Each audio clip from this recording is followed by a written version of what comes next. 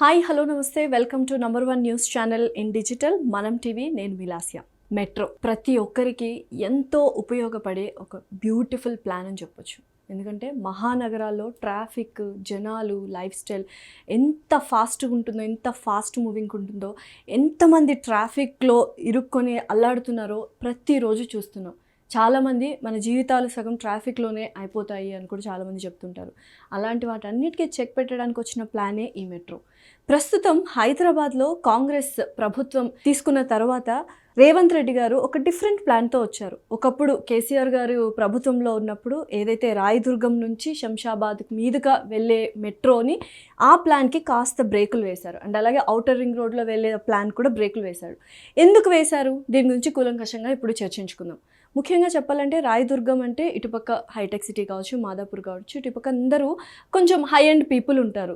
So చాలామంది కార్స్నే prefer చేస్తూ ఉంటారు ఎయిర్పోర్ట్కి వెళ్ళాలి అంటే. బట్ ఎక్కడైతే ఎల్బీ నగర్లో రేవంత్ రెడ్డి గారు వేసిన ప్లాన్ ఏంటంటే ఎల్బీ నగర్ కావచ్చు, అటుపక్క పాత బస్తీ కావచ్చు, అటుపక్క నుంచి ఏరియాస్లో కనుక ఒకవేళ మెట్రో మనం ప్లాన్ తీసుకొస్తే అక్కడ జనాలు ఎవరైతే పాత బస్తీలో ఎస్పెషల్లీ ముస్లిం కమ్యూనిటీ ఎక్కువగా ఉంటుంది, వాళ్ళు యూఎస్ యూకేకి వెళ్ళకపోయినా దుబాయ్ కానీ, సౌదీ కానీ ఇటువంటి ప్రాంతాలకు ఎక్కువగా వెళ్తుంటారు. అటువంటి వాళ్ళు ఎక్కువగా మెట్రో వాడుకునే అవకాశాలు ఉంటాయి. అంతేకాకుండా ఇంకొక ఏంటంటే ఇప్పుడు చుట్టుపక్కల హైదరాబాద్ చుట్టుపక్కల జిల్లాల్లో ఎవరైతే ఉన్నారో వాళ్ళు ఎయిర్పోర్ట్కి వెళ్ళాలి అనుకున్న వాళ్ళు ముఖ్యంగా చూసుకున్నట్లయితే మనము రాయదుర్గంకి వచ్చి వాళ్ళు మెట్రో తీసుకోలేరు. ఎందుకంటే ఎల్బీ నగర్ నుంచి రాయదుర్గంకి వచ్చి రాయదుర్గం నుంచి మళ్ళీ ఎయిర్పోర్ట్కి వెళ్ళడం అనేది అసాధ్యమైన పని. సో చుట్టుపక్కల జిల్లాల్లో ఊర్లలో ఉండేవాళ్ళు డైరెక్ట్గా మనము వెళ్ళాలి అనుకుంటే ఊరి చివర ఉన్న ఎల్బీ నగర్కి వెళ్ళి అక్కడ నుంచి మెట్రో ఎక్కడం వెరీ ఈజీ. సో ఒకందుకు ఈ ప్లాన్ కరెక్ట్గానే అమలు చేస్తున్నారు, సో ఈ ప్లాన్ కరెక్ట్గానే ఆలోచిస్తున్నారు అని అనుకుంటున్నారు. సో ఎస్పెషల్లీ ఇక్కడ కేసీఆర్ గారి గురించి కూడా మాట్లాడుకోవాలి. రాయదుర్గం దగ్గర చుట్టుపక్కల ఏవైతే కొన్ని ల్యాండ్స్ ఉన్నాయో, కోటరీ భూములు ఆయనకు ఉన్నాయి కాబట్టే రాయదుర్గం నుంచి శంషాబాద్ వరకు ఆ మెట్రో ఏదైతే ప్లాన్ ఉందో అందుకే వేస్తున్నారని కొన్ని అభియోగాలు కూడా ఉన్నాయి. అవి ఎంతవరకు వాస్తవాలు నిజాలే ఉంటో ఇంకా ప్రూఫ్ కాలేదు. బట్ ఈ ప్లాన్ ఏదైతే రేవంత్ రెడ్డి గారు, తెలంగాణ ముఖ్యమంత్రి రేవంత్ రెడ్డి గారు ఈ ప్లాన్ ఏదైతే అమలు చేస్తున్నారో అండ్ ఏ ప్లాన్ అయితే ఆయన బ్రేక్స్ వేశారో అది ఖచ్చితంగా కరెక్ట్ అని చాలామంది జనాలు కూడా నమ్ముతున్నారు. సో ఇలా మెట్రోని ప్రతి ఒక్కరు వినియోగించుకునే పద్ధతిలో తయారు చేయడము, ప్లాన్ వేయడం అనేది నిజంగా అందరూ హర్షం వ్యక్తం చేయాల్సిన పనే. ఇంకోటి ఏంటంటే కాంగ్రెస్ రాగానే నిజంగానే రియల్ ఎస్టేట్ తగ్గిపోతుందేమో, డెవలప్మెంట్ ఆగిపోతుందేమో.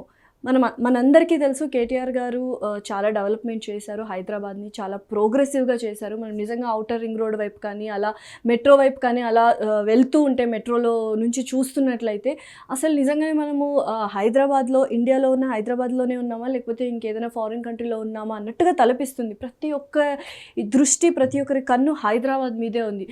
ఇండస్ట్రీస్ కావచ్చు, లేకపోతే ఐటీ కంపెనీస్ కావచ్చు, ఇలా ప్రతి ఒక్కరూ హైదరాబాద్ మీదే మొగ్గు చూపుతున్నారు. దీనికి కారణం కేటీఆర్ గారు చేసిన కృషి అని చెప్పొచ్చు. దానికి తగ్గట్టుగానే ఇప్పుడు కాంగ్రెస్ వచ్చింది. మరి నిజంగానే హైదరాబాద్ డెవలప్ చేస్తారా, డెవలప్ అయ్యే దిశగా వెళుతుందా, లేకపోతే ఆ ప్రోగ్రామ్స్ కానీ, ఆ పనులు కానీ, ఆ ప్రోగ్రెషన్ కానీ ఆగిపోతుందా అనే డౌట్స్, అనుమానాలు చాలామందికి వచ్చాయి.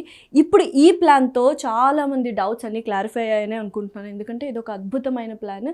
సో రియల్ ఎస్టేట్లో కూడా రేవంత్ రెడ్డి గారికి ఒక పార్టిసిపేషన్ ఉంది కాబట్టి రియల్ ఎస్టేట్ ఎక్కడైతే ప్రోగ్రెస్ అవ్వాలి, ఎక్కడ ప్రోగ్రెస్ అవ్వాలి, ఓన్లీ హైదరాబాద్లోనే కాకుండా చుట్టుపక్కల ఊళ్ళల్లో, చుట్టుపక్కల జిల్లాల్లో కూడా ఆయన ప్రోగ్రెస్ చేయాలని చూస్తున్నారు.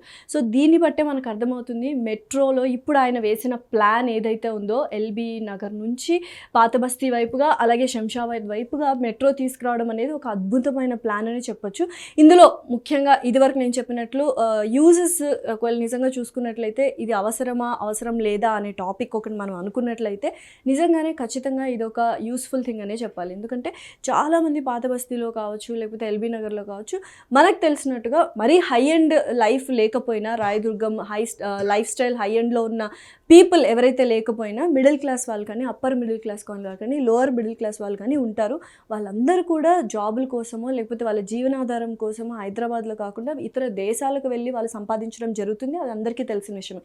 ఇప్పుడు మనం ఒక హైదరాబాద్ ఎయిర్పోర్ట్కి వెళ్ళి చూస్తే చాలామంది ముస్లిం కమ్యూనిటీస్ వాళ్ళు, చాలామంది బడుగు వర్గాల వాళ్ళు ప్రతి ఒక్కళ్ళు వెళ్తూ ఉంటారు వేరే దేశాలకు. ఎందుకు? వాళ్ళ బతుకు కోసం, వాళ్ళ జీవనాధారం కోసం. అటువంటి వాళ్ళు క్యాబుల్లో, వాటిల్లో వీటిల్లో ఎంత లగేజ్ ఉన్నా పెట్టే అవకాశం అవకాశం లేకపోలేదు. కాబట్టి ఇటువంటి ఎల్బీ నగర్లో కానీ పాత బస్తీలో కానీ ఇలాంటి ఒక మెట్రో ప్లాన్ అనేది పడితే ఎంత హర్షణీయం అండి. ఎంతమంది హ్యాపీగా ఫీల్ అవుతారు. చక్కగా అదే రాయదుర్గంలో పెడితే ఎస్ అఫ్ కోర్స్ ఎల్బీ నగర్లో కానీ ఉప్పలో కానీ ఇటుపక్క ఉన్న వాళ్ళందరూ సాఫ్ట్వేర్ ఎంప్లాయీస్కి ఈజీ అవుతుంది. బట్ సాఫ్ట్వేర్ ఎంప్లాయీస్ అంటే అందరికీ తెలుసు ఎంత సంపాదిస్తారు ఏంటి అని. సో వాళ్ళు ఒకంతకు వాళ్ళు డబ్బులు కొంచెం పెట్టుకునే స్థోమత ఉండొచ్చు. కానీ ఇటువంటి పీపుల్ ఎవరైతే ఉన్నారో లోవర్ మిడిల్ క్లాస్ వాళ్ళందరికీ కూడా చక్కగా యూస్ఫుల్గా ఉంటుంది.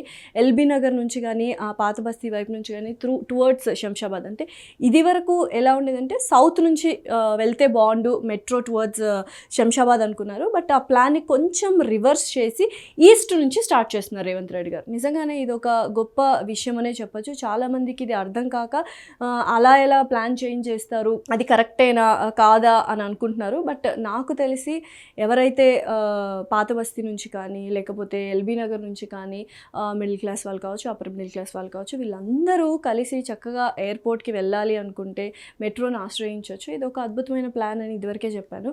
సో ఇలాంటి పనులు మనం చూసుకున్నట్లయితే చాలా శరవేగంగా హైదరాబాద్ని డెవలప్ చేయడానికి ప్లాన్ ఆఫ్ యాక్షన్లో దూకుడుతనం ప్రదర్శిస్తున్నాడు మన కాంగ్రెస్ అధికార పార్టీ తెలంగాణ ముఖ్యమంత్రి రేవంత్ రెడ్డి గారు. సో ఇటువంటి పనులు కానీ ఇటువంటి కార్యాచరణలు కానీ చాలా ఉన్నాయి, ఇంకా చాలా చాలా జరుగుతున్నాయి. అండ్ అఫ్ కోర్స్ మెయిన్గా ఏంటంటే రియల్ ఎస్టేట్ అనేది నిజంగానే డౌన్ అయిపోతుంది. కాంగ్రెస్ పార్టీ కనుక వస్తే, అందులోనూ రేవంత్ రెడ్డి గారు వస్తే రియల్ ఎస్టేట్ అనేది డౌన్వర్డ్స్ అవుతుంది అని చాలామంది అనుకున్నారు. బట్ అది రాంగ్ అని ప్రూవ్ చేయడానికి ఇది ఒక ప్లాన్ ఆఫ్ యాక్షన్ అని చెప్పొచ్చు మనకు. ఎందుకంటే చుట్టుపక్కల ఉన్న జిల్లాల్లో కావచ్చు, ఓన్లీ హైదరాబాద్లో మాత్రమే డెవలప్మెంట్ చూపించకుండా చుట్టుపక్కల ఏదైతే జిల్లాలు కావచ్చు లేకపోతే చుట్టుపక్కల హైదరాబాద్లోనే చిన్న చిన్న విలేజెస్ కావచ్చు, వాటన్నిటిలో కూడా డెవలప్మెంట్ కానీ రియల్ ఎస్టేట్ కానీ డెవలప్ చేసే సత్తా ఇవాళ రేవంత్ రెడ్డి గారు ఉంది అనడంలో అతిశయోక్తి లేదు. సో ఇటువంటి మరెన్నో ప్లాన్స్తో మరెన్నో డిఫరెంట్ కైండ్స్ ఆఫ్ ప్లాన్స్తో ఆయన మన ముందుకు వస్తున్నారు. సో నిజంగా ఇటువంటి గొప్ప గొప్ప ప్లాన్ ఆఫ్ యాక్షన్స్, గొప్ప గొప్ప డిఫరెంట్ కైండ్ ఆఫ్ ప్లాన్స్తో మన ముందుకు వచ్చి హైదరాబాద్నే కాదు యావత్ తెలంగాణను డెవలప్ చేసి మరొకసారి యావత్ ప్రపంచమంతా హైదరాబాద్ని చూసేలా చేస్తాడు రేవంత్ రెడ్డి గారని మాత్రం. సో అంతేకాకుండా ప్రతి ఒక్క శాఖలో ఇప్పుడు చూసుకున్నట్లే పోలీస్ శాఖ కావచ్చు, విద్యుత్ శాఖ కావచ్చు, ఇలా ప్రతి ఒక్క శాఖలో సమీక్షలు నిర్వహిస్తున్నారు. ప్రజల సమస్యలు అడిగి పరిష్కారం చేయాలని చూస్తున్నారు. సో ప్రతి ఒక్కటి 6 గ్యారెంటీల్లో ఇదివరకే 2 గ్యారెంటీలు అమలు చేస్తున్నారు. అండ్ అలాగే మహాలక్ష్మి స్కీమ్ ఏదైతే ఉందో దానికి నిబంధనలు అలాగే దాన్ని కూడా త్వరితగతిన అమలు చేయాలని చూస్తున్నారు. సో ఇంత త్వరగా ప్రోగ్రెస్ చేస్తున్న రేవంత్ రెడ్డి గారు మరి ఇంకెన్ని అభివృద్ధి కార్యక్రమాలు చేపడతారు? సంక్షేమం ఒకవైపు, అభివృద్ధి ఒకవైపు అని కాకుండా 2 సమపాలంగా ప్యారలల్ లైన్స్లో ఆయన చేయడం అనేది నిజంగా ఇవాళ తెలంగాణకు గర్వకారణం.